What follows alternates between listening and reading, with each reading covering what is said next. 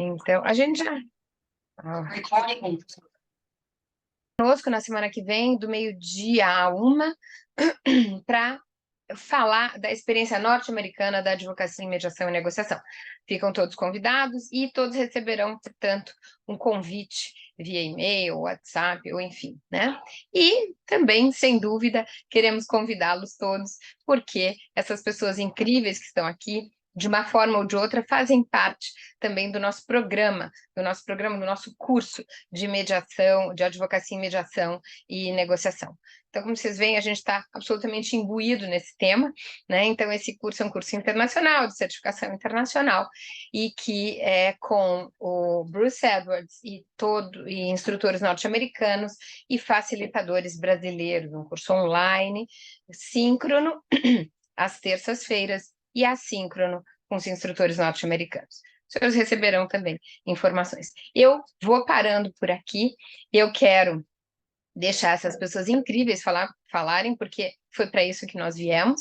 Então, eu gostaria de já pedir, né? Nós temos vários temas aqui, o que eu pedi para eles é que eles pudessem trazer a sua contribuição do e-book para a mesa, né? Então, as perguntas que eles responderam no e-book, eles vão trazer para a mesa. Eu diria assim que para uma aproximação inicial aqui dos temas, eu acho que nós poderíamos começar com a Cândida, falando sobre as vantagens da mediação e da negociação para o cliente e para o advogado. Cândida, você nos dá a honra da sua presença no palco.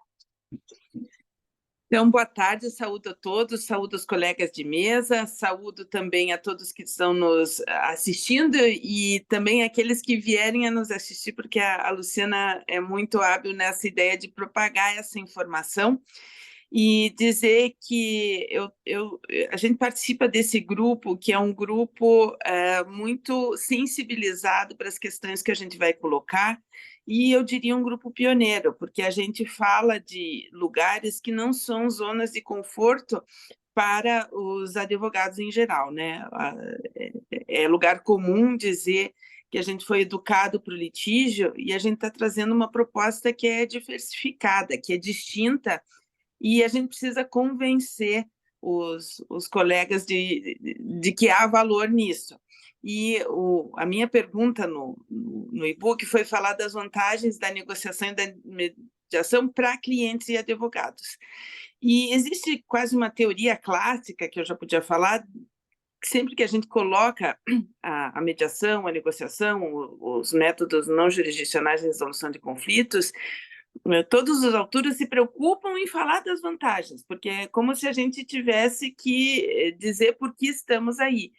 E sempre nessa fala você vai falar da celeridade, da redução dos custos diretos e indiretos, de uma possibilidade de confidencialidade que não é necessária, mas é muito própria dos métodos não jurisdicionais, e que a gente tem condições de discutir mais profundamente as questões e preservar a relação entre as partes. E tudo isso pode ser verdadeiro, e são vantagens possíveis e que a gente observa sempre que a gente tem situações de mediação ou de negociação que resultam em acordos de sucesso.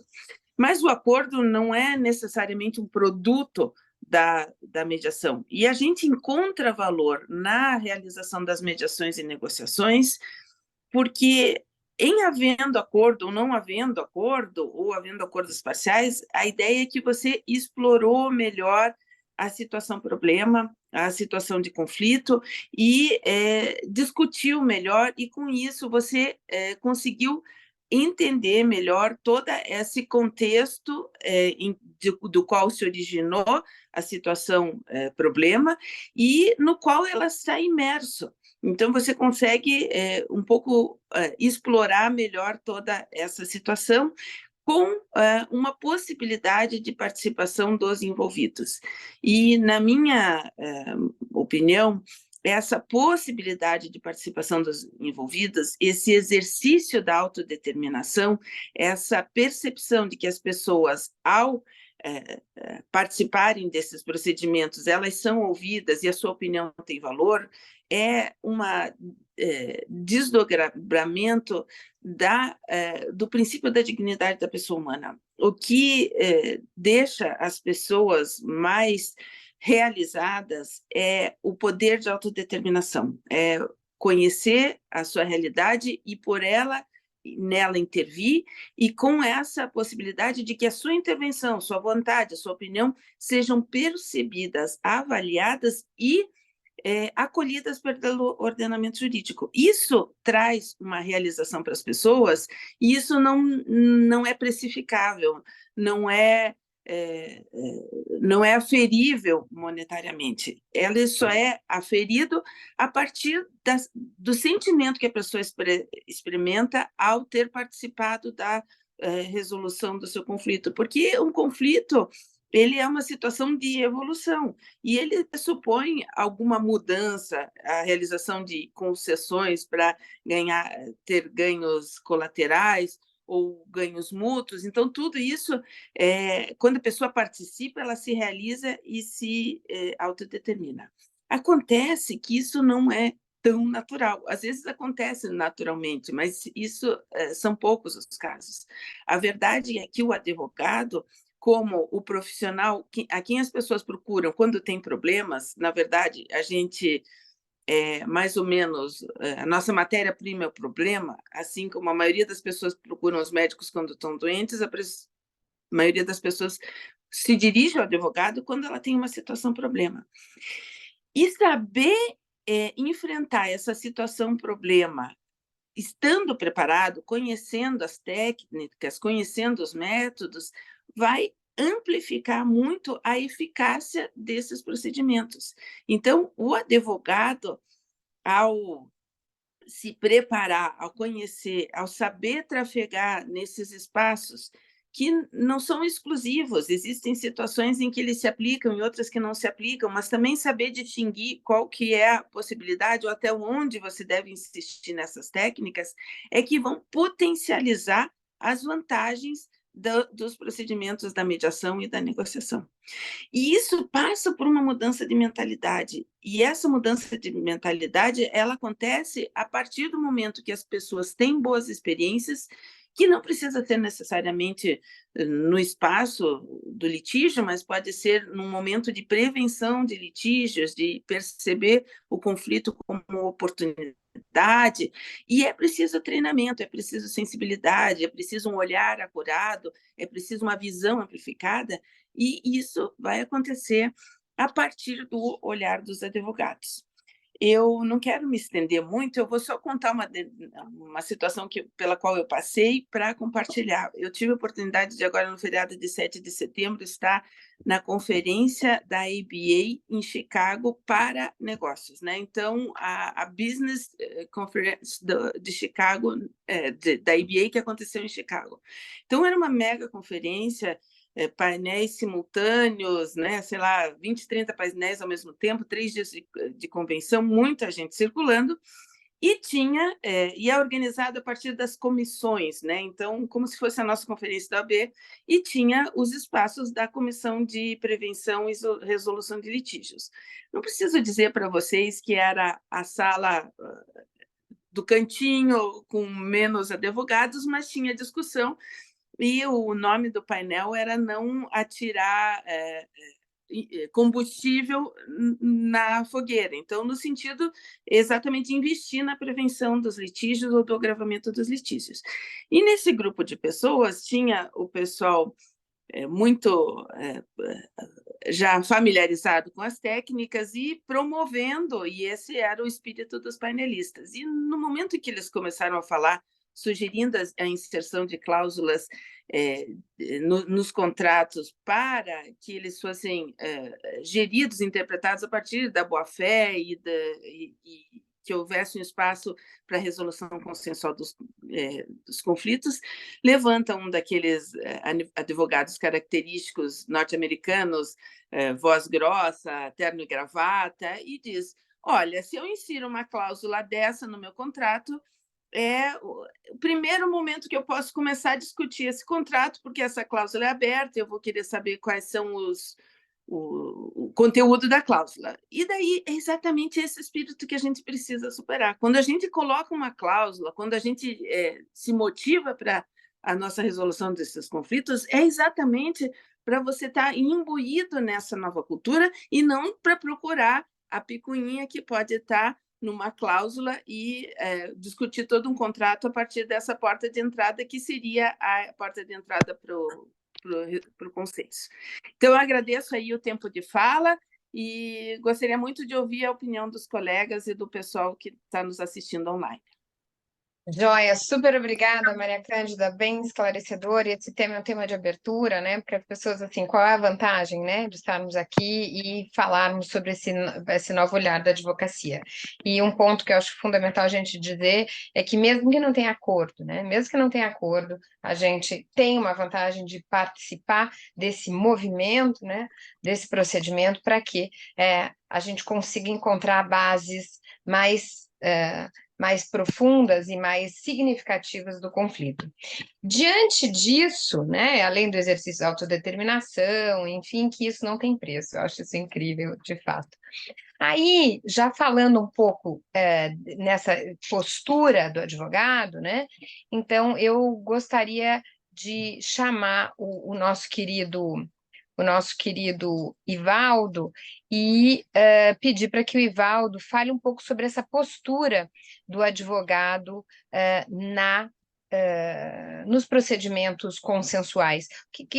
No seu entender, na sua opinião, qual que é a diferença de postura, né, entre o advogado de litígio e o advogado de consenso? Ivaldo, bem-vindo, nosso amigo do Maranhão. Bom dia a todos. Quero cumprimentar aqui especialmente nossa amiga Luciana Drimel pelo convite, né, em poder participar aqui desse seleto grupo de colegas referências aí na mediação, na negociação a nível nacional e internacional. Tô vendo aqui a Camila Linhares também, nossa colega, eterna colega aí de Minas, Alexandre Simões, Douglas Prado, dentre outros colegas aqui, é uma satisfação imensa poder estar compartilhando com vocês aqui, mesmo que virtualmente. Bom, Luciana, com relação à postura do advogado, é uma situação que a gente vive corriqueiramente, que o advogado ele é treinado na faculdade para ser combativo, né, para ser litigioso. E hoje, na mediação, a gente precisa de um advogado com uma postura mais colaborativa. Então, às vezes, a gente vai para uma audiência de conciliação, uma audiência de mediação, ou às vezes até mesmo uma negociação privada, e assim, a gente sente uma certa dificuldade, uma certa resistência de alguns colegas de não saber ouvir, ou então de se fechar para a negociação na primeira proposta da outra parte, né? Então, isso é muito comum, é muito corriqueiro e normal a gente passar por essas situações.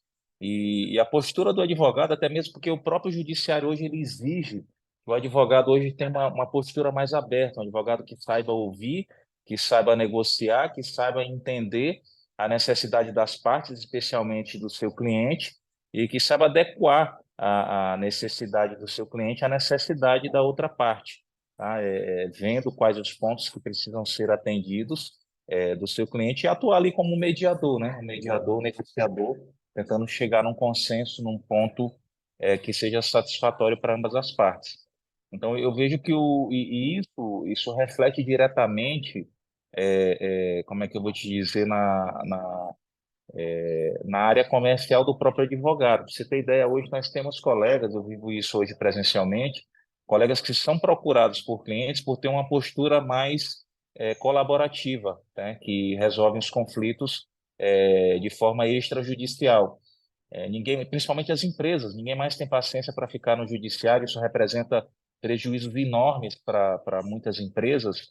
Eu tenho situações aqui de clientes de grandes empresas multinacionais que buscam negociações privadas, através de câmara de mediação, ou através mesmo entre os próprios escritórios envolvidos, justamente para evitar o litígio, justamente para evitar o judiciário e, às vezes, para evitar a própria arbitragem, né? Porque a arbitragem, por mais que seja célere, dependendo da complexidade do caso, pode demorar um ano e meio, até 2 anos. Então, é essa postura que eu vejo do advogado colaborativo hoje, um advogado que saiba ouvir, que saiba analisar. Muitas das vezes, a primeira conversa é mais para analisar o cenário, analisar o terreno, saber a posição de cada parte, e a partir de uma segunda, uma reunião, uma terceira reunião, ou seja lá quantas reuniões foram necessárias, eu já tive casos aqui de inventários e até de conflitos contratuais, societários, que eu precisei de 10 sessões. Tá? Então, você vai trabalhando um pedaço, cada reunião você trabalha uma parte, trabalha um pedaço daquele conflito, até você chegar num consenso, chegar num ponto comum que atenda todas as partes envolvidas. Tá? Então, eu vejo que você ter...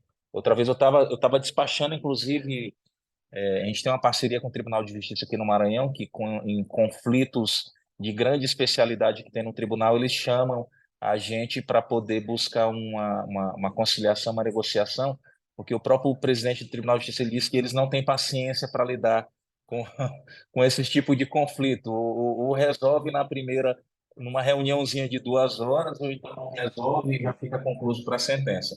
Então, a Câmara tem muito mais habilidade, um mediador, um negociador preparado, né, um advogado preparado, um advogado com uma postura mais conciliatória preparado, ele tem mais paciência e habilidade de saber ouvir, saber entender as partes e chegar a um consenso que seja satisfatório para ambas as partes. Então, é essa, Luciana, acho que a postura que o advogado é o caminho que temos que ter, né? Um advogado colaborativo que saiba ouvir, que saiba analisar, e que tenha realmente paciência para trabalhar o conflito entre as partes, chegando a um consenso que atenda todos os envolvidos. Joia, e Valdo, você fala uma coisa muito bacana, né? Que é essa ideia não só do saber ouvir da colaboração, mas também, né, saber ouvir a necessidade do nosso cliente, né? Então, o que é que o nosso cliente quer? E aí, a nossa querida Gabi Asmar, ela tem uma fala que eu acho que é fundamental, né? A gente está entregando, a gente foi contratado para entregar serviço ou a gente foi contratado para entregar resultado, né? Então, é isso que as pessoas têm que começar a entender, né? Quer dizer, o mercado, ele já não mais se compadece com isso, a gente entregar serviço e não resultado. Nós temos que entregar resultado, sim. Eu acho que temos uma máxima aí que não é correto, que a nossa profissão é uma profissão de meio. Não, peraí, né? Quem é que quer ficar no meio? A gente quer um resultado, todo mundo quer, né? E aí entra a sua fala de, puxa, as empresas não querem ter prejuízo com o tempo de litigância, com os custos da litigância e tudo mais. Por mais que tenha suas 10 sessões aí, Valdo, mas ainda assim é muito, muito mais vantajoso do que o tempo do judiciário, né? Super obrigada pelas suas contribuições. Depois a gente vai falando mais sobre isso. Eu quero promover também que vocês entre si troquem, as pessoas perguntem, podem ir usando o chat, fiquem à vontade. Bom, agora eu queria também chamar aqui o nosso querido Alê Simões. Ele vai falar de alguma coisa talvez um pouco mais estratégica, né? Que é justamente essa estruturação do conflito, né? Porque às vezes a gente fala assim, não, tudo bem, gostei, achei legal, pá, legal, mas como é que eu faço isso, né? Qual que é esse olhar desse advogado que não vai buscar a priori, como a primeira porta, o judiciário, né? Como é que ele estrutura esse conflito? Então, de forma diferenciada. Ah, já sei, vou fazer uma petição inicial. É isso, então? Alê, você responde para a gente aí, como é que a gente estrutura esse conflito? Muito obrigado. Uma boa tarde. Agradeço, é uma honra falar depois da reunião que a Luciana nos proporcionou. Homenageio aqui a Maria Cândida, que fez uma ótima abertura, e o Ivaldo Prado, que falou que precisamos ouvir o cliente, né, o que o cliente deseja, né? Então, homenageio só os que falaram antes, porque se eu fosse homenagear os que vão falar depois, eu consumo todo o meu tempo de fala.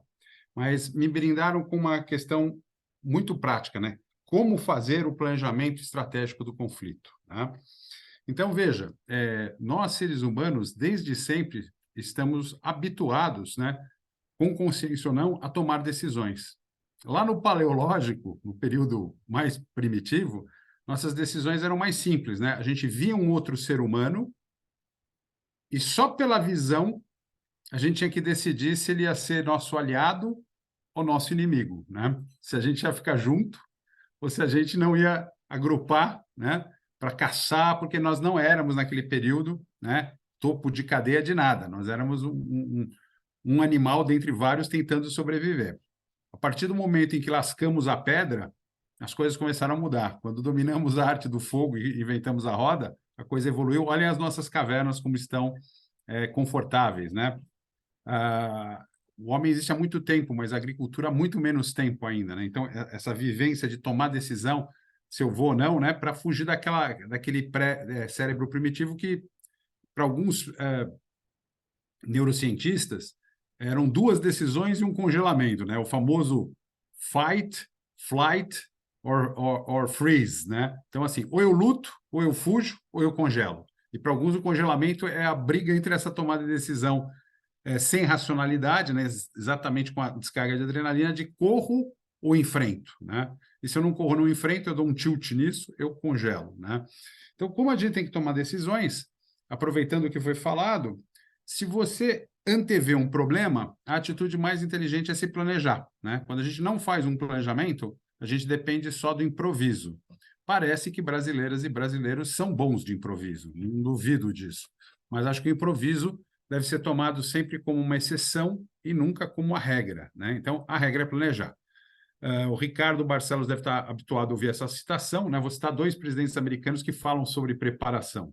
Benjamin Franklin dizia que se você falha ao se preparar, você está se preparando para falhar, né? Então, ele dá uma ênfase na preparação. E Abraham Lincoln, outro presidente americano, essa frase depende de... Já vi ela com várias menções de tempo, mas eu vou usar da forma mais simples, né? Se eu tivesse 1 hora para cortar uma árvore, gastaria os 45 primeiros minutos da tarefa afiando o meu machado, né? Então, acho que essas 2 frases revelam que é preciso uma preparação. A maioria de nós é excelente, PhD, em identificar problemas. Nós, aqui no nosso país, a gente identifica o problema, né? Se eu perguntasse aqui para a nossa audiência se nós temos problemas de educação, problemas de segurança, problemas de toda ordem, todo mundo ia falar, sim, o Brasil tem todos esses problemas. Então, identificar o problema é muito pobre em relação ao que a gente tem que fazer em relação ao problema, né? Só identificar o problema não resolve o problema. Então, o planejamento estratégico, como fazer, é uma tomada de prevenção. Falar assim, bom, já que eu sei que eu vou estar diante de uma situação, o que eu posso fazer para me prevenir? Gosto de citar o exemplo dos nossos colegas norte-americanos que moram ali na Flórida, né? Em casas boas ali no litoral. De vez em quando tem a temporada de furacões, né? Eles já sabem que vem os furacões, eles põem nome, o primeiro furacão, uma letra A, o outro B, C, e assim vai. Toda vez que um aviso de furacão chega, as pessoas tomam providências. Compram água, protegem suas janelas, dependendo de como evolui essa formação, eles vão para as rotas de fuga pré-determinadas e passam uma temporada longe de suas casas, né? Então, a atitude inteligente diante do conflito é administrá-lo, é geri-lo. Uma forma de gerir, no artigo que eu coloquei, é participar da famosa análise SWOT, né? Uma sigla em inglês que significa traçar um quadrante, olhar quais são os seus pontos fortes, quais são os seus pontos fracos, quais as oportunidades que este conflito permite, né? E quais são as ameaças que você vê do outro lado ou nesse conflito que te preocupam, né? Quais são os seus medos, quais são os seus receios. A análise SWOT é uma ferramenta de administração, tá? Então, ela está tomada emprestada de administração e economia, mas é um caminho. No artigo eu falo como fazer, falo que nessas tomadas de decisões a gente vai classificando, né? Criando a nossa árvore de soluções, a nossa matriz de soluções. Então, a gente vai poder olhar as coisas e dizer, bom, é provável, é pouco provável, sempre ocorrerá, é ocasional, é frequente, é praticamente certo que vai ocorrer.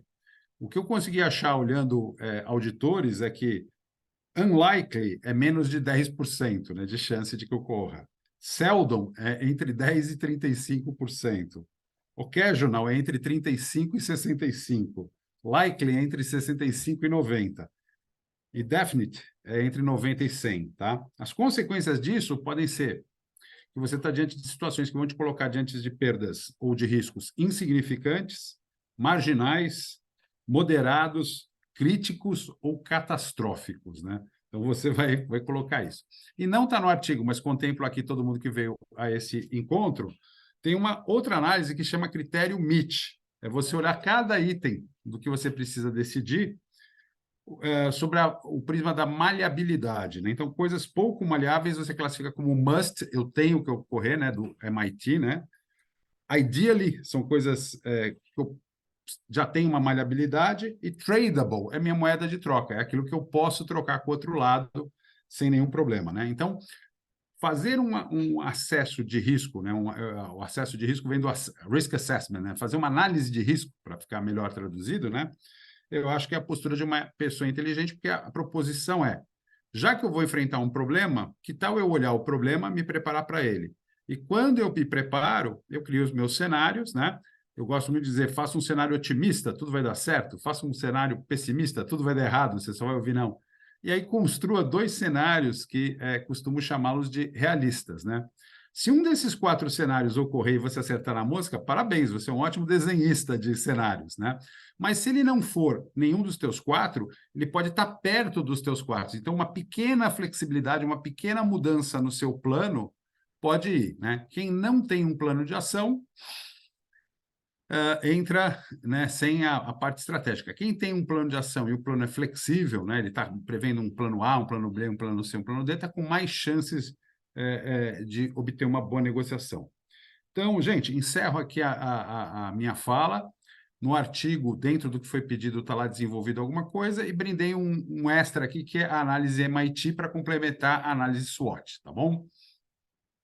Alê, ó, sempre, né? O Alê sempre inspirador. Eu preciso dizer que eu pedi para ele falar sobre isso, porque numa das palestras que eu ouvi o Alê falar, então ele diz assim: sabe o que vocês precisam para ser bons mediadores, bons negociadores, serem bons planos de mediação?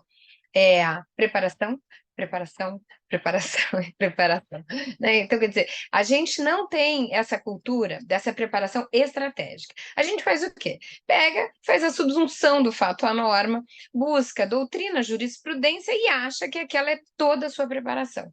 No entanto, a gente está falando de um outro tipo de advocacia. A gente está falando de uma advocacia estratégica cujas pautas são para além e muito das pautas estritamente jurídicas, que é exatamente o que o nosso amigo Alexandre Simões veio trazer hoje.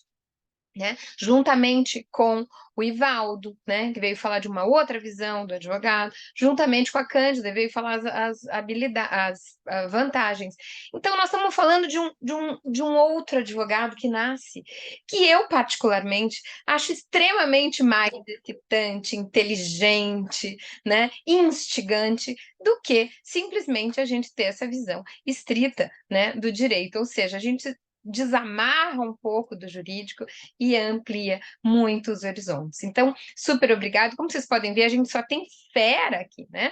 Então, é uma alegria estar com esse povo aqui, porque quando eu disse, pedir para um, pedir para o outro escrever alguma coisa, eu disse, meu Deus, mas tem uma coisa tão legal, tão legal, tão legal, que eu estou aqui maravilhada com o resultado de tudo isso.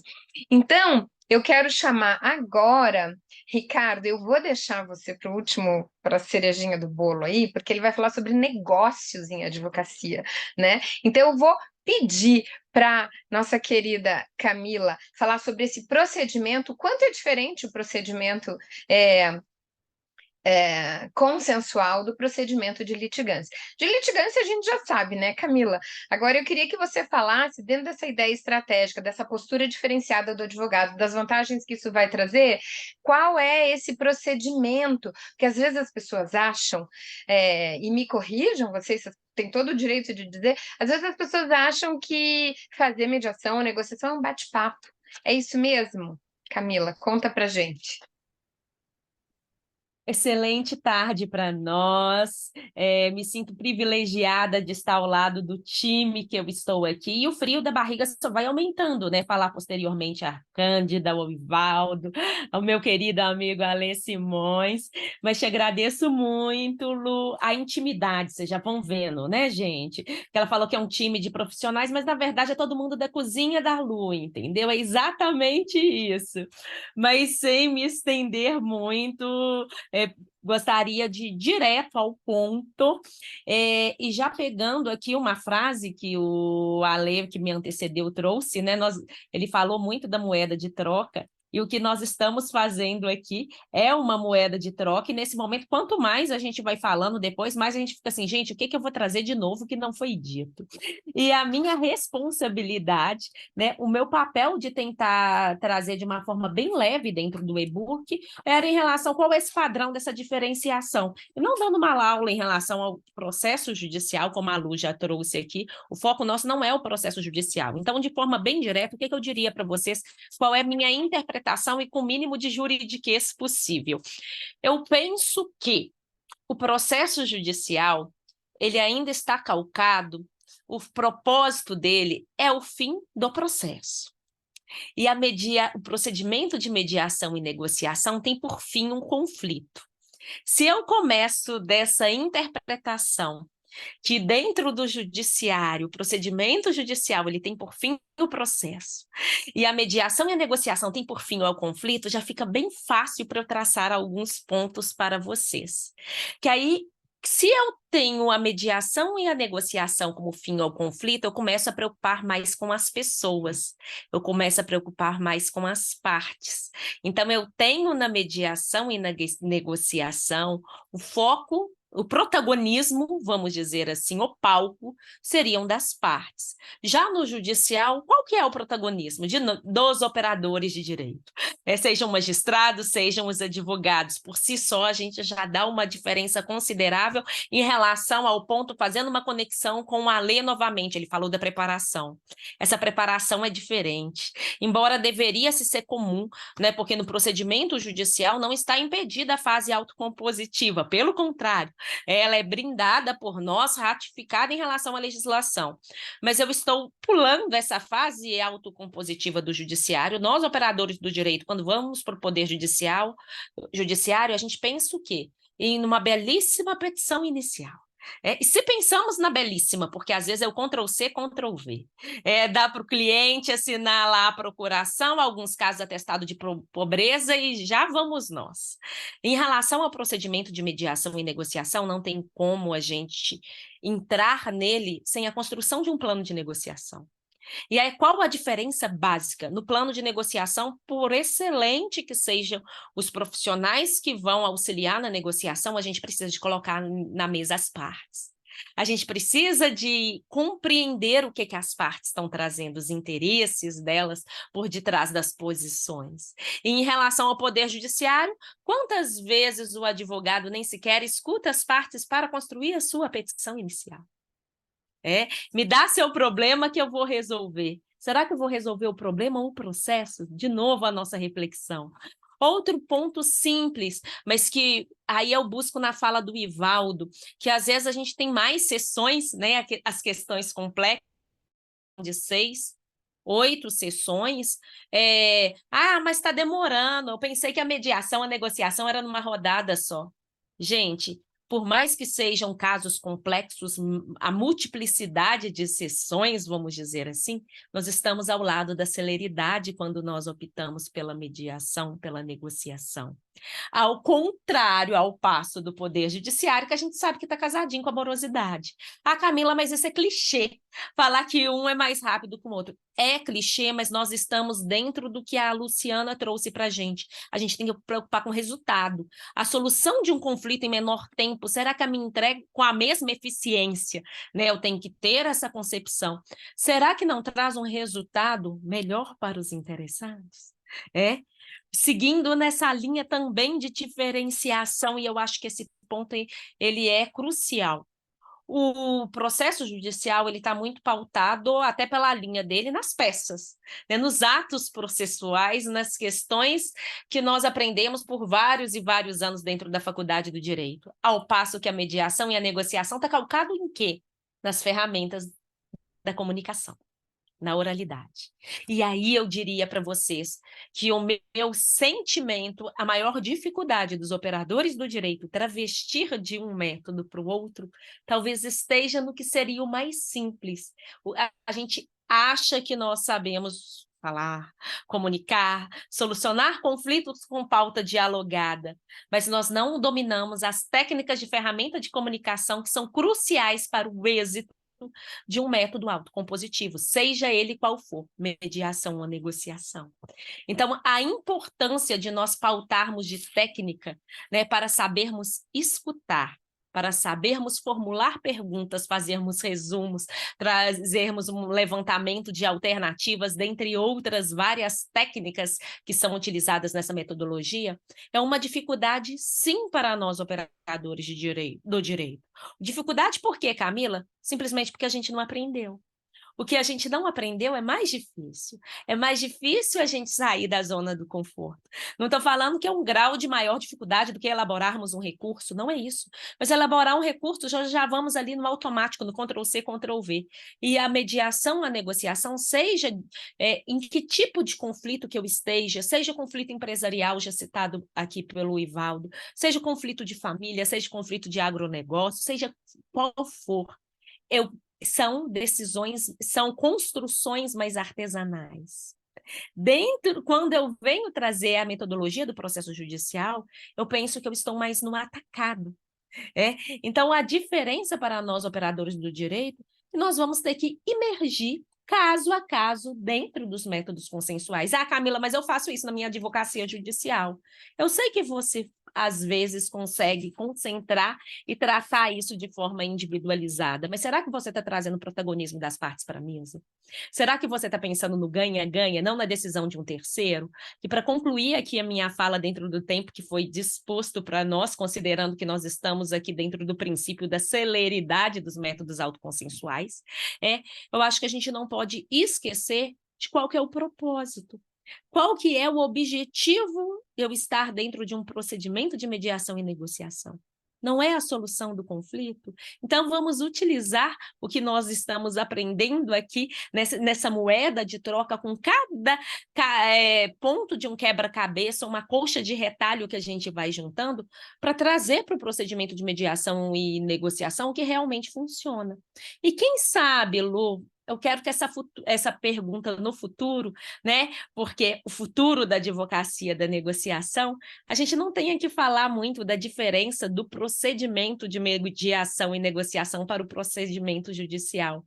Porque eu quero acreditar que, independente de nós estarmos dentro do poder judiciário ou não, que prioritariamente os operadores do direito saibam manusear os instrumentos e tenham as habilidades necessárias para, de forma escalonada, nós colocarmos o protagonismo na consensualidade. Então, o futuro, para mim, da advocacia negocial não é essa diferença. Lógico que na ausência da composição entre as partes, sim, nós devemos ter uma decisão de um terceiro, seja na arbitragem ou no judiciário. Mas eu quero eliminar essa diferença e falar assim, vamos resolver o conflito? Tá, como que é essa solução? É de forma consensual. E por aí, acredito no caminho do futuro. Muito obrigada e faço recorte da minha palavra, considerando o tempo. Querida, como vocês podem ver, né, minha gente? Como vocês podem ver, a gente só tem feras e, além disso, pessoas que são apaixonadas pelo que fazem. A Camila vai falando e a gente vai ficando assim, nossa, eu quero um pouquinho mais, né? Porque é muito bom ouvir todo esse entusiasmo da Camila nesse tema que, como eu disse para vocês desde o início, é muito realmente tocante para todos nós, tocante em vários sentidos. E aqui eu já vou querer fazer um gancho, né? Tocante em vários sentidos, tanto nesse lado mais humano, de todas as habilidades que nós vamos desenvolver, de todas as ferramentas que nós vamos desenvolver, como diz o Alê, ferramentas negociais, ferramentas comunicacionais, ou seja, nós estamos aqui às bordas de uma outra, praticamente quase que uma outra ciência do direito, né? É um direito que realmente vai fazer essas conexões com outros tantos campos de saberes. E isso é muito muito desafiador, mas ao mesmo tempo muito interessante para todos nós. E aí, nessa medida, o que nós precisamos saber? Ah, tá bom, eu já comprei a ideia. Sensacional, amei todas as falas, é isso que eu quero para mim. Como é que nós vamos fazer disso um negócio? Na medida em que o nosso cliente talvez ainda não saiba dessa possibilidade. né? Então, a gente está aqui recebendo todos esses conhecimentos de vanguarda, porque não é todo mundo que está aqui e que percebe essa importância, e aí você fala, não, eu quero vender isso para o meu cliente, eu quero trabalhar assim. E eu sei que tem muita gente que está aqui que está se fazendo essa pergunta, que já comprou ideia e que fala assim, bom, é isso que eu quero para mim, né? Então eu quero deixar para o nosso querido Ricardo Barcelos a missão de falar como é que a gente vai fazer negócio com esse tipo de postura, com esse tipo de ferramenta, com esse tipo de visão da advocacia. Ricardo, conta para nós a chave do cofre. Boa tarde a todos, né? Obrigado, Luciana, pelo convite. É uma honra, um privilégio estar falando com vocês e, sobretudo, um frio na barriga aí por estar falando depois de tanta gente brilhante, né? Mas eu acho que nós estamos aí num grupo muito seleto, exatamente porque nos entusiasma, né? Essas possibilidades, novas possibilidades que essas práticas de negociação e mediação oferecem para os advogados, né? Eu, obviamente, a minha resposta parte da minha própria experiência profissional, advogado aí há muito tempo, e estou buscando fazer uma transição aí para a mediação, para a negociação, para essa advocacia que eu chamo de autocompositiva, né? E eu aprendi, sobretudo na temporada que eu fiquei nos Estados Unidos, de que o cliente do mediador são os advogados, né? Os advogados é que contratam mediadores, que fazem um verdadeiro design para utilizar um melhor modelo para resolver os conflitos, as disputas de seus clientes, né? A gente não pode esquecer que os clientes não vivem de conflitos, quem vive de conflitos são os advogados, ao fim e ao cabo, né? Então, nós temos que ter isso presente, porque o tempo que os gestores demandam em audiências, em estruturação de peças de defesa ou petições iniciais é um tempo perdido para o business, né? Então, como é que a gente compatibiliza, que foi o que eu busquei falar na minha resposta, esses dois universos, né? Ou seja, a advocacia com esse viés autocompositivo, focado em resultado, né? Não é necessariamente uma profissão apenas de meio, e sim de resultado também. Compatibilizar isso com essa necessidade, com essa dor, com essa inquietação do cliente que precisa resolver, né, as suas disputas da forma mais eficiente possível, né? E nesse sentido, na verdade, já foi respondido em grande parte, ou já foi reproduzido aqui em grande parte o que eu falo na minha resposta, que é focar, né, os escritórios de advocacia focarem nesse tipo de profissional, né? Por exemplo, né, aquilo que é chavão, né, aqui, sobretudo nos nossos encontros aí de mediadores, negociadores, enfim, de que nós somos talhados, né, na universidade, na faculdade de Direito, para litigar, né? Nós somos treinados para ser gladiadores e não pacificadores, né? E isso é uma verdade, mas é algo que efetivamente cada vez mais a gente pode trabalhar para mudar. E nesse sentido, sejam e-books, sejam cursos, sejam formações que estão um pouco fora, talvez não, com certeza fora da área do direito, né, na área de comunicação, como foi referido, neurociência, estatística, e também, né, uma coisa que eu acho importantíssima para os escritórios de advocacia é desenvolver, que é até a referência que eu ia fazer, profissionais habilitados para atuar na mediação, né? Então, como eu disse, nós somos talhados, treinados para o litígio, mas existem profissionais que têm essa aptidão pela forma consensual, pela forma da negociação, e esse profissional é o profissional mais adequado para participar de uma mediação, né? Já me aconteceu como mediador do colega entrar na sala e me chamar de excelência, né? Como se eu fosse o juiz e não o mediador, né? Ou seja, a importância dos escritórios terem nos seus quadros, né, profissionais com essas habilidades. E essas habilidades, como foi dito anteriormente, precisam ser desenvolvidas, né? Nós temos a ideia, né, isso é uma opinião minha, evidentemente, de que a gente sabe negociar, de que a gente tem habilidade, sobretudo os advogados, né?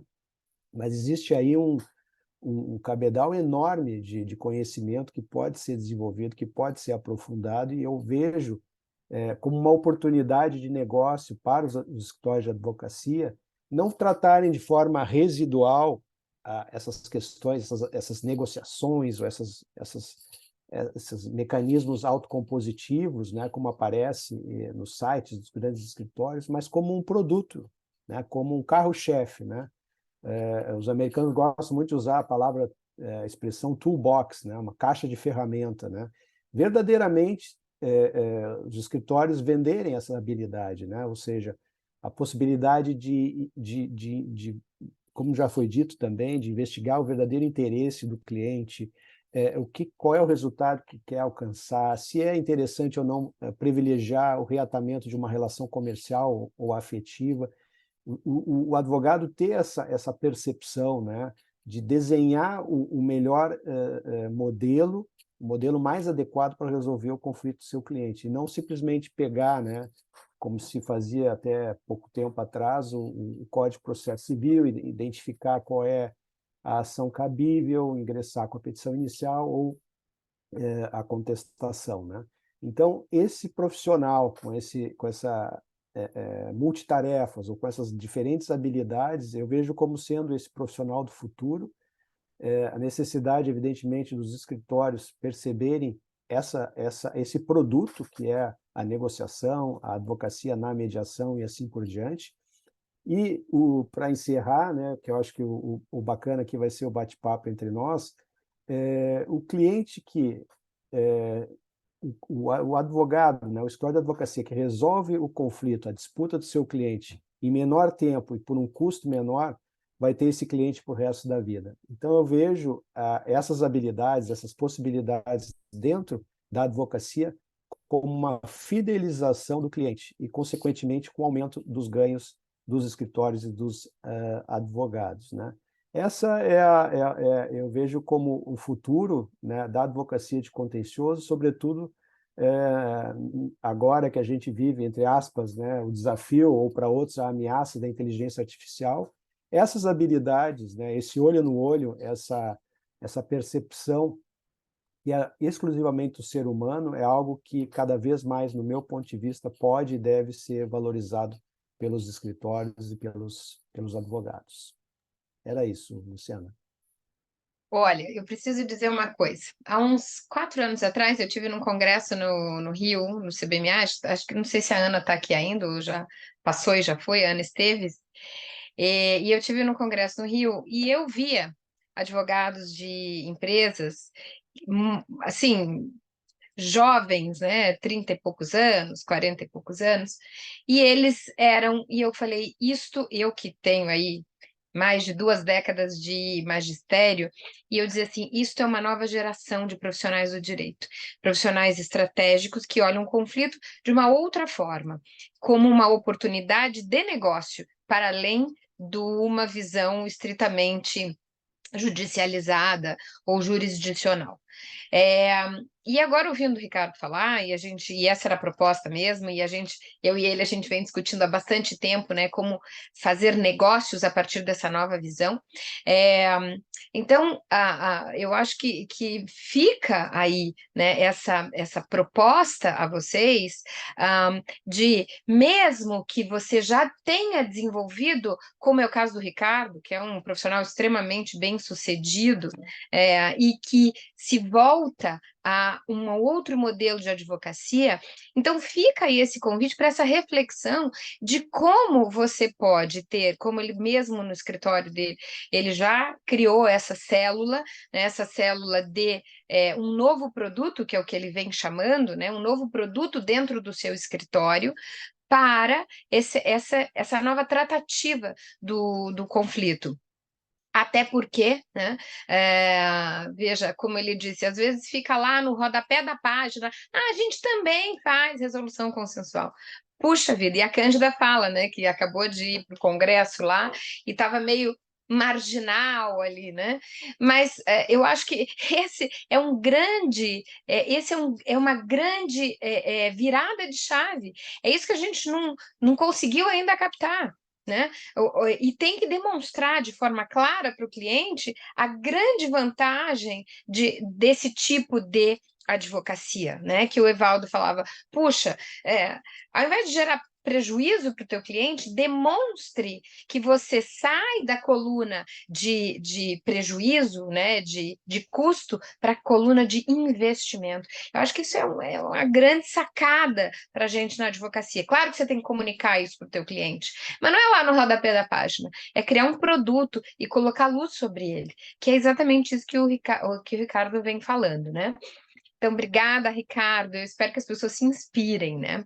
Agora, eu queria deixar aberto, porque nós estamos aqui num grande bate-papo, então eu queria deixar aberto para as pessoas, porque eu estou vendo aqui gente extremamente qualificada também na nossa audiência, sem dúvida nenhuma, e que que pode, talvez queira contribuir. O Douglas fala aqui para a gente, nós também fazemos resolução consensual, ou para nós fazermos prioritariamente resolução consensual. É isso aí, né? Então a gente tem que ter um foco, um luminoso na porta.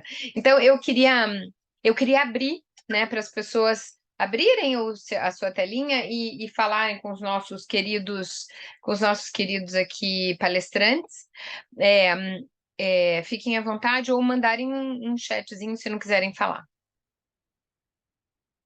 Me permite, Luciana, só fazer um complemento? Por favor.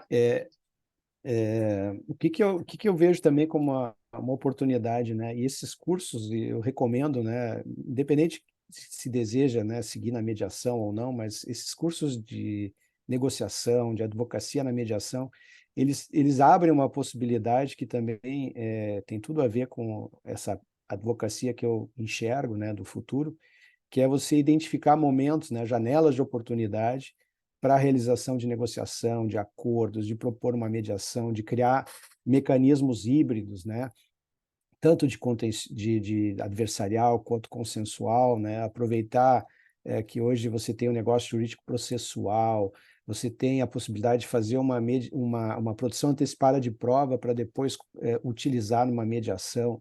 Então, literalmente, né, pensar fora da caixa e utilizar todas essas ferramentas que hoje tem à disposição da melhor forma possível em proveito do seu cliente. É isso que eu acredito como essa advocacia do futuro na área de contencioso. Acho que o Ricardo toca num assunto bem importante, que era o assunto que a Riciane ia tratar e que provavelmente deu algum problema lá, ela não conseguiu entrar. É justamente essas várias metodologias de resolução de disputa, né? Que é um tema que nos é muitíssimo caro, né, Ricardo? Eu e o Ricardo, a gente gosta muito da ideia desses métodos mistos de resolução, do design de solução de disputa. Quer dizer, a gente passa, né? A gente sai de um endereçador para o judiciário, né? De um leitor de código de processo civil, código de processo penal, sem nenhum demérito para os excelentes profissionais do judiciário, mas a gente amplia o nosso espectro e passa a ter uma visão muito mais estratégica, de negócio, porque você passa a ser um parceirão do teu cliente, né? Então, você é o parceiro do teu cliente na lógica de buscar o resultado, né? E não apenas aquela coluna de custo. A Cândida levantou a mão e a gente tem uma pergunta da Cláudia. Minha pergunta é como divulgar essa advocacia mediação até para outros colegas sem ferir o código de ética da OAB, que proíbe propaganda. No oferecimento do serviço. Eu acho que, não sei, até a Cândida é super qualificada para responder isso, porque a Cândida há muitos anos, bastante presente na OAB. E ela já quer falar alguma coisa, né, Cândida? Bom, eu tinha levantado a mão para um pouco na carona do que o Ricardo falou, essa ideia do... eu queria dividir com vocês o quão prazeroso é investir nessa formação da advocacia em negociação e mediação. Por ser novo para a maioria de nós, ela é muito desafiadora, mas ela abre o horizonte do advogado para uns espaços de saber que não são comuns na nossa formação tradicional. E o autoconhecimento, essa ideia da percepção das técnicas de comunicação, da posição não só jurídica, mas também física, de como você coloca as coisas, o quão pode ser isso efetivo, o quanto você pode impactar a contraparte, mas também o teu cliente.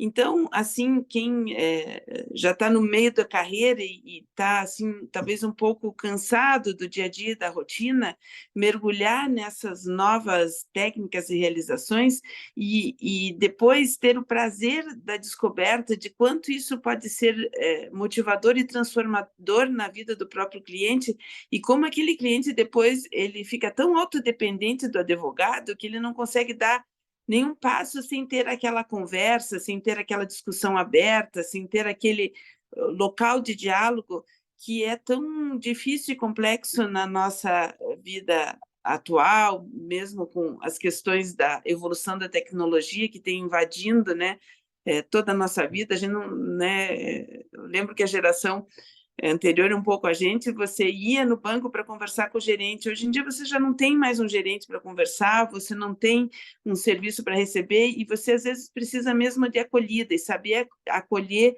de forma efetiva é um diferencial e que torna o teu cliente um parceiro para todas as oportunidades de negócio que ele tem, e isso pode se tornar muito mais efetivo no custo-resultado do desenrolar das atividades da empresa. Então, essas oportunidades de formação que a mediação e a negociação trazem, elas são muito boas, porque elas melhoram a tua performance e, de outro lado, elas também te engrandecem como pessoa. Então, a gente evoluir e se tornar mais apto ou ter um rol de habilidades distintos é outra dos pontos que eu valorizo muito em todas essas oportunidades que a gente tem de formação, né? Eu invisto assim muito tempo e muito esforço e até recursos, né, para sempre continuar me aprimorando, porque eu acho que isso, além de me incrementar minha situação como profissional, também ele me incrementa minha atuação como pessoa. Então, a vida toda da gente fica mais fácil, melhora, quando você aprende a negociar, né? Então, esse é um outro depoimento que eu queria dar.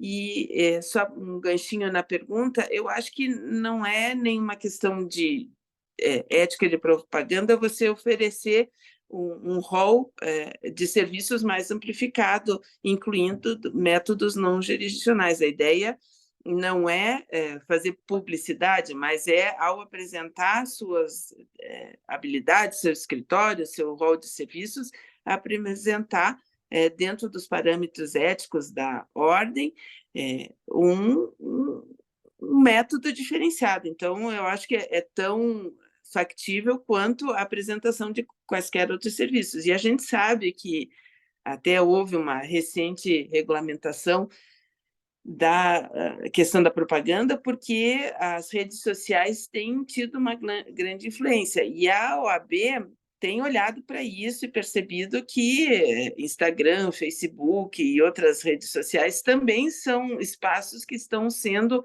utilizados para divulgação, então tem toda uma regulamentação da OAB que é específica para isso e ela se aplica a qualquer serviço prestado pelo advogado. Eu não vejo assim como a gente ter algum conflito ético ao divulgar atividades na área de negociação e mediação juntamente com as atividades judiciosas. Mas o colega Ricardo também tem algo para colocar. Não, só para negar, eu concordo plenamente, né? Obviamente as questões éticas são importantíssimas na nossa profissão e qualquer outra, né? E eu conheço já colegas que, entre aspas, abandonaram a advocacia e abriram escritórios exclusivamente de negociação ou de desenho de sistemas, né?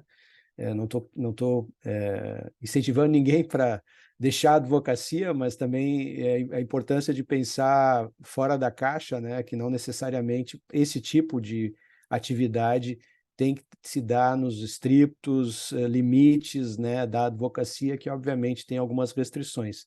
Eu julgo absolutamente compatível e possível, né, essa divulgação, e é o que eu falei, né, colocar isso não como algo que vem em consequência de uma gestão de um processo judicial e que lá no final, quando entrar na fase de execução de sentença, então eu vou propor um acordo. Não, que isso esteja permanentemente no radar desse advogado, né? E que isso seja mostrado aos clientes com jurimetria, com estatística, demonstrando a economia que se fez.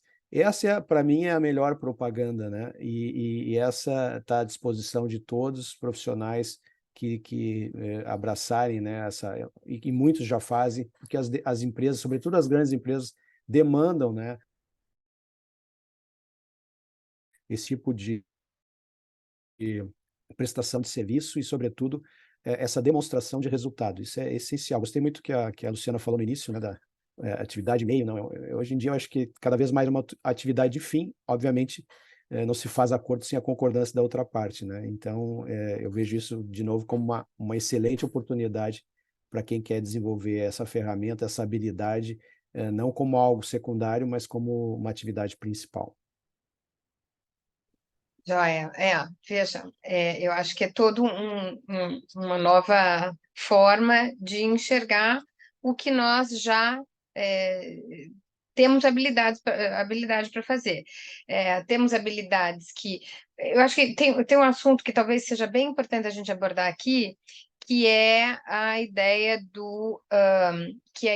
de hard skills e soft skills, né? O que a gente aprende na faculdade? Hard skills são habilidades técnicas, né? Então a gente aprende civil, processo civil, constitucional, administrativo, so on and so forth. E tá ótimo, é isso que nos caracteriza como profissionais do direito, legal. Porém, o mercado cada dia busca mais qualificações para todos os profissionais. E a nossa profissão também tem que se atualizar de acordo com as necessidades do mercado, né? E o mercado hoje, ele busca um profissional que, além das hard skills, ele tenha as chamadas soft skills ou habilidades interpessoais, que é o que a Camila fala de uma forma com muita propriedade, em especial a comunicação, que às vezes a gente acha, não, mas eu comunico muito bem. As pessoas não sabem nem mais oralidade, né? Dentro do processo não tem mais oralidade, tem zero de oralidade. É petição para lá, petição para cá, ninguém fala com ninguém, né? E quando fala, é num tom agressivo, inquisitório, né, que não faz sentido nenhum para o resultado. Então, eu acho que o nosso direcionamento aqui é para esse novo olhar e para essas novas oportunidades. O que eu gosto muito de que a gente tenha presente, de enfatizar, é que nós temos outras oportunidades aqui. Mas eu não quero mais falar, eu quero deixar vocês falarem aqui, fazerem também suas colocações, ou talvez as suas experiências, né, nessa nova visão da advocacia. E também as pessoas que quiserem perguntar, continuem no chat ou levantem a mão, por favor. Mas talvez ouvir um pouco da experiência de vocês nessa advocacia. Antes disso, eu estou sendo instada aqui a pedir para vocês abrirem a câmera para a gente fazer uma linda foto. Podemos? Só para a gente... Daqui a pouco a gente já está se encaminhando para o final. Eu queria pedir a gentileza de vocês abrirem essas câmeras bonitas. Olha lá, olha, mandando um abração para todo mundo. Legal, olha lá. Coisa bonita. Pessoal, vamos abrir ali na medida do possível. Na medida do desejável. Joia. Tiramos já a foto? Temos 2 páginas bonitas aqui, coisa bonita. Tô vendo gente querida que eu vou mandando beijos aqui para os que eu conheço. Tirou a foto já? Estamos ok? Legal. Então, eu vou voltar para a nossa pergunta, né? Eu queria que talvez as pessoas pudessem relatar aqui experiências bem-sucedidas, então, já nesse novo modelo de advocacia, ou quaisquer outras impressões que queiram trazer para nós. Carol. Carol Santoro. Ah, Carol Oi, tudo Santoro, bem? minha Ai, amiga! tudo bem, Tudo Lu? bem? Como é que você tá? Essa nossa amiga Tudo que jóia. trabalha com o nosso querido Maurício Gon Ah, na Flórida. Legal, Carol! Welcome! Fala pra thank gente. you. Bom ver a Luciana, bom ver o Ricardo, acho que a Camila são os três que eu conheço, talvez um pouquinho, digamos, não tão pessoalmente, mas pelo menos um pouquinho mais próximo. O meu comentário é só muito rápido, trazendo talvez um ar um pouco mais do que a gente vê acontecendo fora daqui, de experiências e tudo, quando a gente fala de estar aberto para novas culturas, né, e novas formas de enxergar a advocacia, o que a gente observa, principalmente com processos onde há um elemento externo de common law, o Ricardo teve a oportunidade de ver isso, como nós temos lá o tal do discovery, que é um disclosure, uma abertura de documentos no processo, eu estou falando ainda de processo civil ou arbitragem, antecipado, em que se vai dar uma paridade de armas, ou seja, vai se permitir acessar documentos de ambas as partes, em cima disso, se estabilizar a demanda, o que eu vejo é que existe uma maior abertura cultural dos próprios advogados e partes para pensar na mediação e na negociação, tendo em vista em que nós não vamos estar numa situação de briga em que você tem uma disparidade, você não sabe o que o outro lado vai trazer. Então, você tem, acho que você conjuga duas situações. Essa que é uma característica processual e a outra que é a maior oralidade. Eu acho que eu concordo com o que foi dito aqui, nós precisamos mudar o jeito em que os alunos saem dos bancos da advocacia. A Luciana, com o projeto que ela teve até na última matéria em que eu fui assistente do Maurício sobre o New Lawyering, ou seja, como aconselhar clientes, eu acho que então a gente tem as duas posições, tanto abrir a cabeça dos nossos profissionais, mas também dos nossos clientes. Quando você trata diretamente com businessmen, é um pouco mais fácil, porque eles querem a solução do conflito, eles querem tirar o litígio do custo dele e voltar a fazer negócio, mas às vezes existem aqueles mais tradicionais que querem um advogado das antigas, então acho que essa abertura de comunicação e de apresentação das diferentes ferramentas, como o Ricardo disse, é uma busca e é um desafio e é apaixonante que a gente busque, que a gente tente. Eu acho que vale, quando a gente fala de olhar o que está acontecendo fora, é abrir e open mind, ou seja, abrir a cabeça para o que acontece, funciona, não precisa importar igual, eu sou contrária, a gente levar para o Brasil tudo, como se o que acontece fora necessariamente vai dar certo para a gente, mas olhar e aprender e adaptar, eu acho essencial. Cumprimento a Luciana e vocês todos palestrantes aqui que trazem essa visão. Foi uma delícia, eu vim mais de curiosa, devia estar fazendo outra coisa, mas não consegui, não saí. Então, deixo o meu abraço. Até a próxima. Foi isso que eu queria compartilhar. Super obrigada, Carol. Carol que fala com a gente aqui a partir da Flórida. Então, obrigada pela tua participação, pela tua presença. E eu acho que é sempre importante a gente dizer, né, que uma das grandes fontes de inspiração que nós temos, sem dúvida nenhuma, é essa realidade norte-americana. Por quê? Né? E simplesmente porque. Então, nós todos aqui, a maior parte de nós aqui, tem uma formação norte-americana, e o que a gente traz de bom disso?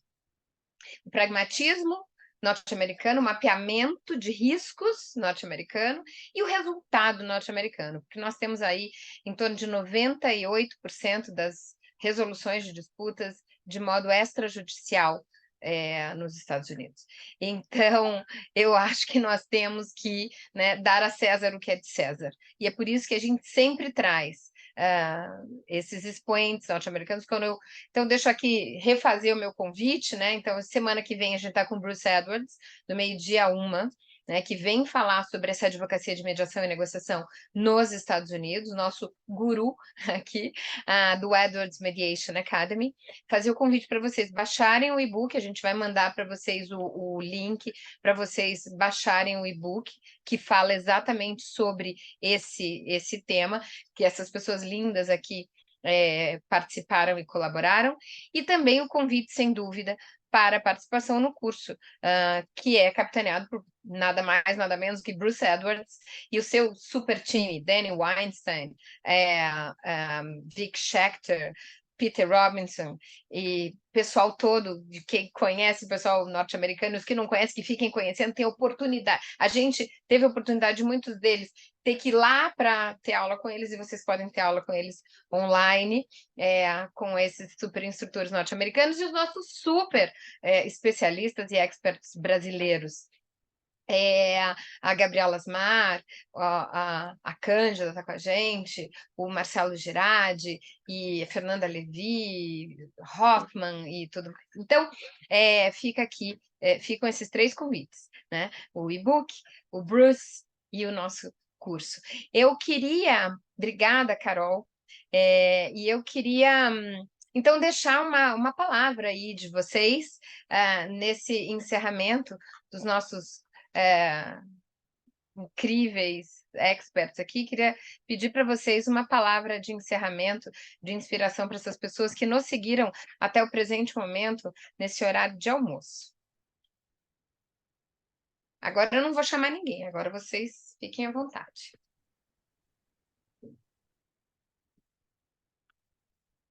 Bom, eu comecei, né, a convite da Luciana, ela disse que eu tinha dito para todo mundo, ela estava com a ideia do e-book, eu falei, por que você não convida o pessoal que está envolvido? E ela prontamente aderiu à ideia, e eu acho que o fato da gente estar aqui hoje é a prova do sucesso dessa ideia, porque nessa nossa cruzada em favor dos métodos conceituais, é muito importante a gente ter uma rede de apoio, de conversa, de troca de ideias, de experiências, e participar desses momentos fortalece e amplifica essa nossa rede, né, de convertidos, eu diria assim. Então, foi um prazer estar com vocês aqui hoje e espero que a gente tenha novas oportunidades. Um grande abraço. Em uma palavra, eu diria esperança. Em uma frase, o futuro da advocacia na negociação já chegou. Ela é poética, pontual e absolutamente precisa. PPP, hein? Poética, pontual e precisa. Direto da terra de Drummond nesse momento, viu, Lu? Você está aí em Itabira, menina? Eu estou em Itabira nesse momento. Deve Coisa, ser... coisa mais linda desse mundo, uai. Direto de Itabira, para o mundo. Para o mundo, querida. Eu me lembrei de uma frase que eu li outro dia, né? Somos todos anjos de uma asa só, somente abraçados conseguimos voar. Então, é somente a gente fazendo essa união aí de esforços que a gente pode efetivamente mudar a tal do mindset ou da cultura e, quem sabe, uma advocacia mais efetiva, mais focada em resultado e promovendo a prosperidade para todos. Então, um grande abraço e, enfim, sempre à disposição, Luciano.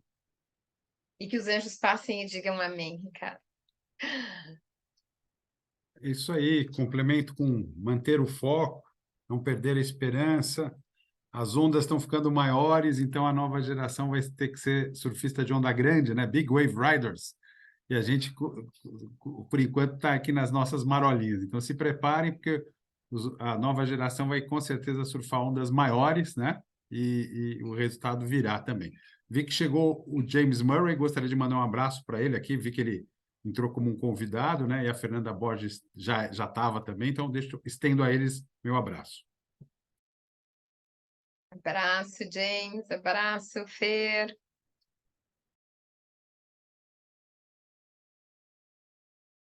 Eu acho que o nosso querido Ivaldo já teve que se ausentar. Eu acho que é isso. Eu acho que é isso. Então, né? Dito tudo isso e mantendo aqui a nossa precisão de horário e nosso cumprimento das nossas metas aqui, de resultado, porque aqui a gente, né, traz resultados, e os resultados são essa linda confraternização, essa reunião belíssima de pessoas que A gente tem, além de um grande afeto, a gente tem uma grande confiança na sua competência e nesse poder de inspiração que elas têm. Então, fica aqui um grande abraço a todos. Abração, Tiago, bem-vindo sempre. E quero desejar um ótimo resto de semana e quero dizer a vocês que, portanto, vão atrás desse novo processo, né, por onde estamos passando na nossa profissão. Então, quero agradecer também o pessoal que está lá no backstage, que está ajudando aqui a gente nessa transmissão, e desejar a todos uma ótima semana. E a gente se vê semana que vem com o Bruce. Estamos esperando todo mundo. É uma palestra aberta e a gente espera vocês para ouvir aquela pessoa incrível que se chama Bruce Edwards, para além de todas essas pessoas lindas que aqui estão. Então, uma boa tarde.